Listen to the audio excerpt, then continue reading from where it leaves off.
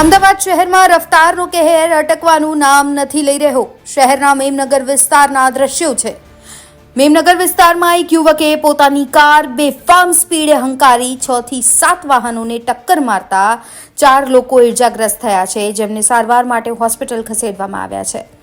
અકસ્માત સર્જનાર કાર ચાલકને લોકોએ ઝડપી પાડી પોલીસને હવાલે કર્યો છે.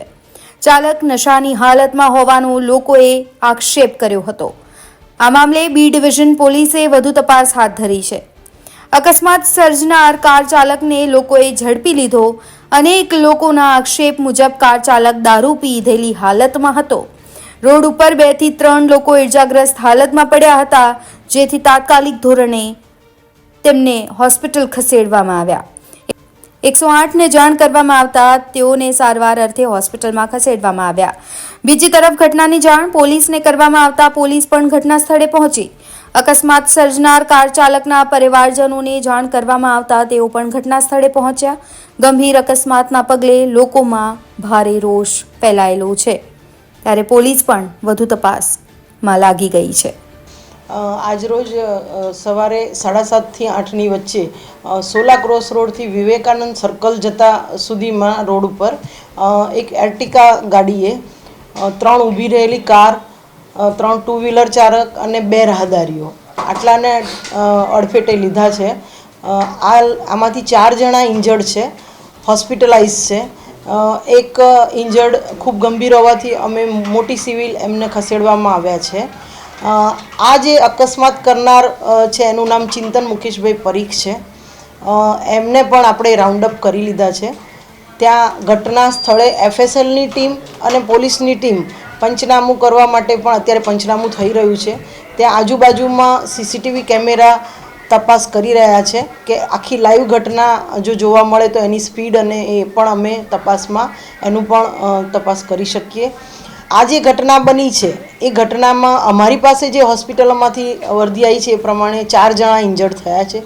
કોઈનું મૃત્યુ થયું નથી, પણ ઘટના કઈ રીતે બની, સ્પીડ કેટલી હતી એની તપાસ માટે પણ આરોપીને રાઉન્ડ અપ કર્યો છે. એનું ઇન્ટ્રોગેશન ચાલુ છે હાલમાં અને પોલીસ ઇન્વેસ્ટિગેશન પણ ચાલુ છે. અચ્છા, એવું કહેવાય રહ્યું છે સ્થાનિક લોકોનું કે ભાઈ આમાં એ ડ્રંક હતો ને એને આ પ્રકારે ઘટનાને અંજામ આપ્યો છે, તો એવું કંઈક આપણે વેરીફાઈ કર્યું છે કે અમે અત્યારે હાલ એનું બ્લડ સેમ્પલ પણ લેવડાવી લીધું છે અને ત્યાં આગળ હાલમાં જે સ્પીડ હતી ને નજરે જોનારા જે હતા એમના પણ અમે નિવેદનો લઈ રહ્યા છીએ.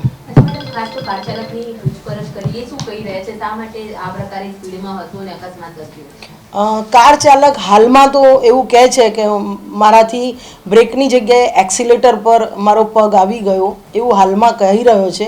પણ ખરેખર એક કાર ચાલક કાર ચલાવતી વખતે ખરેખર આવી ઘટના બની છે કે નહીં, અથવા તો આગળથી એની સ્પીડ હતી કે નહીં, એ પણ અમે છે કે એને જે એના ભત્રીજાને શાળાએ મૂકવા ગયો તો એ સ્કૂલથી લઈ અને જેટલા પણ કેમેરા આવશે એમાં એની અમે સ્પીડ ચેક કરવાનો પ્રયત્ન કરીશું. નહીં, એ વર્ષોથી ચલાવે છે કાર, એની પાસે લાયસન્સ પણ છે.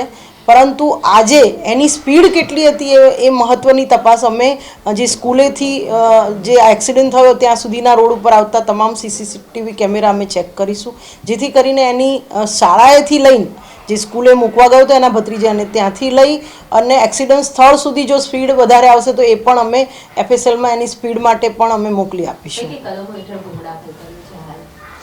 હાલમાં તો હજી એફઆઈઆર ની રાઇટિંગ થઈ રહ્યું છે.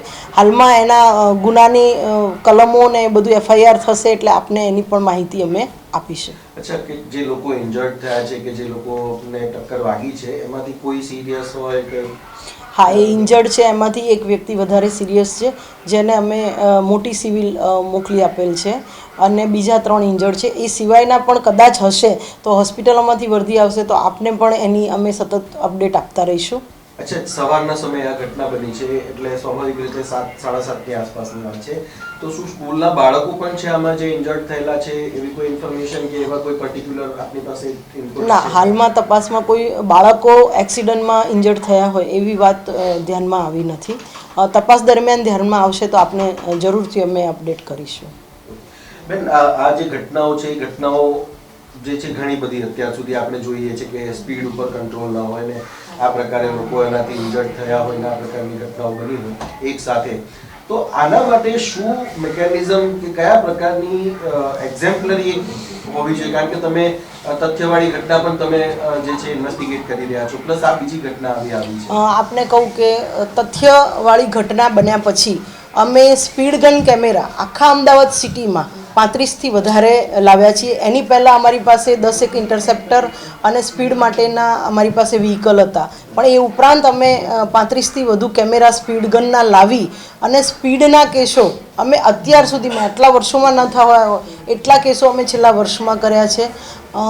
સિટીની અંદર હંમેશા વધારે વસ્તી અને વધારે વ્હીકલનું પ્રમાણ રહેતું હોય, સ્પીડ જે સિટીની સ્પીડ છે એ સ્પીડ જ રાખવાની હોય છે. છતાં પણ ઘણી વખત એવું થાય છે કે વહેલી સવારે અથવા તો મોડી રાત્રે સ્પીડમાં 2 વ્હીલર કે 4 વ્હીલર ચાલકો ચલાવતા હોય છે.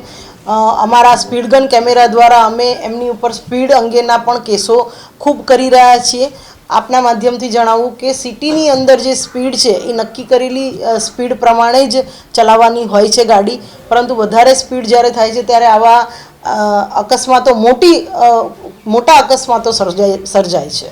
બેન, સૌથી વધારે મતલબ આ જે ઘટનાઓ છે એને અંકુશ લગાવવા માટે તમને એવું લાગે છે કે એક અભિયાન શરૂ કરવું જોઈએ અને એક એવી રીતના થવું જોઈએ કે આ રીતના જે પણ સ્ટન્ટ કરતા હોય કે પછી જે ઓવર સ્પીડિંગ કરતા હોય અને જે જગ્યાએ સ્પીડ લિમિટ છે તો એને ફોલો કરવા માટેનું લોકોને એક સ્ટ્રિક્ટલી એનું અનુશાસનનું પાલન થવું જોઈએ માટે કંઈક તમારા તરફથી થશે? નહીં, અમારા તરફથી બિલકુલ અમે જે સ્પીડના કેસો છે અમે છેલ્લા કદાચ કહેવાય ને કે 10 કે 15 વર્ષમાં નથી થયા, એનાથી 4 ગણા કેસો અમે સ્પીડના કર્યા છે અને હજી પણ કરતા રહીશું. અને આપના માધ્યમથી કહું કે સિટીની અંદર જે સ્પીડ છે એ લિમિટેડ સ્પીડમાં ચલાવવાનો આગ્રહ રાખવો જોઈએ, નહીંતર પછી અમારા સ્પીડ ગન કેમેરા દ્વારા આપને સ્પીડના કેસમાં ક્યારેક પોતાના વ્હીકલ કે તમારી જે ચલાવવાની સ્ટાઇલ છે સ્પીડમાં એના કારણે તમે અમારા જો સ્પીડ ગન કેમેરા દ્વારા 3થી વધારે ચલણ આવશે તો એના માટે પણ અમે કોર્ટ કાર્યવાહી કરી રહ્યા છીએ. તો એમાં પણ તમે ન આવો એના માટે આપના માધ્યમથી દરેક પબ્લિકને મારી વિનંતી કે સિટીની અંદરની સ્પીડ છે એ નક્કી કરેલી સ્પીડ, એના દરેક જગ્યાએ સ્પીડના બોર્ડ પણ હોય છે, તો નક્કી કરેલી સ્પીડ પ્રમાણે જ ચલાવવાનો આગ્રહ રાખો. અચ્છા, બીજી એક બાબત એ પણ સામે આવતી હોય છે કે જે બમ્પર હોય છે એના ઉપર જે વ્હાઇટ પટ્ટા હોવા જોઈએ એ પ્રોપર બધી જગ્યાએ વિઝિબલ હોતા નથી. તો આ પણ એક રીઝન હોય છે કે લોકોને બમ્પરનો ખ્યાલ ન આવે અને કોઈક બમ્પર એવા હોય છે કે જે એની એકચ્યુઅલ જે બનવું જોઈએ જે પ્રકારે એવા નથી હોતા. તો આ પણ આઈડેન્ટિફાઈ કરવામાં આવશે કારણ કે આ એક મોટી દુર્ઘટના આનાથી પણ થતી હોય છે. આપે કહ્યું એ પ્રમાણે બમ્પ ઉપરની જે નિશાની છે IRC એ ગાઈડલાઈન આપેલી છે એ પ્રમાણે અમે મ્યુનિસિપલ કોર્પોરેશનને પણ લખેલું છે. અત્યારે હાલ બધે બમ્પ ઉપર એ જે ગાઈડલાઈન છે એ પ્રમાણેનું એની ઉપર માર્કિંગ કરવામાં આવે અને બમ્પ ઉપર જે ઝીબ્રા ક્રોસિંગ છે એ પણ અમે હટાવી લેવા માટે કહ્યું છે. ઝીબ્રા ક્રોસિંગ બમ્પની આગળના ભાગમાં એના પટ્ટા લગાવવામાં આવે એટલે જે રોડ એન્જિનિયરિંગ છે એની જ્યાં જ્યાં ખામી દેખાય છે ત્યાં અમદાવાદ શહેર ટ્રાફિક દ્વારા દરેક પોલીસ સ્ટેશન કે થાણા ઇન્ચાર્જ દ્વારા સતત એમના વિસ્તારમાં આ પ્રકારનું જ્યારે જણાય છે રોડ એન્જિનિયરિંગની ખામી ત્યારે અમે કોર્પોરેશનને લખીએ છીએ અને કોર્પોરેશન એ કામ करावी रही है. सुबह 16 क्रॉस रोड से विवेकानंद सर्कल तक का जो रोड है सिटी में वहाँ सुबह में अर्टिगा कार ने वो तीन गाड़ियाँ पार्क थी, उसको 3 टू व्हीलर चालक को और 2 पेडेस्ट्रियन को वो अपनी गाड़ी से एक्सीडेंट करके उनको इंजर्ड किया है. आज सुबह की ये घटना है. आरोपी को राउंड अप कर दिया गया है. आरोपी का ब्लड सैंपल भी लिया गया है. घटना स्थल पे FSL और पुलिस साथ में इन्वेस्टिगेशन के लिए अभी वो जो पंचनामा ये सब जो पुलिस का इन्वेस्टिगेशन हो रहा है, वीडियो क्लिप CCTV फुटेज में से लेने के प्रयत्न हो रहे हैं कि स्कूल से एक्सीडेंट तक के जो रोड है उस पे जहाँ कहीं भी CCTV कैमरा है उसमें से फुटेज लेके गाड़ी की स्पीड कितनी है वो भी हम इन्वेस्टिगेशन में तपास कर रहे हैं. आरोपी हमारे राउंड अप कर लिया गया है. अभी FIR ड्राफ्टिंग चालू है. आगे जो भी अपडेट होंगे वो हम आपको दे देंगे. जो आरोपी है क्या उसने शराब पी थी या कुछ ऐसा कुछ उसके बारे में अभी प्राइमा फेसी पता नहीं, आरोपी का ब्लड सैंपल ले लिया गया है। अभी दिख रहा है इंट्रोगेशन के दरमियान आरोपी ने शायद ड्रंक तो नहीं किया है, पर उसके लिए हमने ब्लड सैंपल ले लिया और लेबोरेटरी को भी दे दिया है।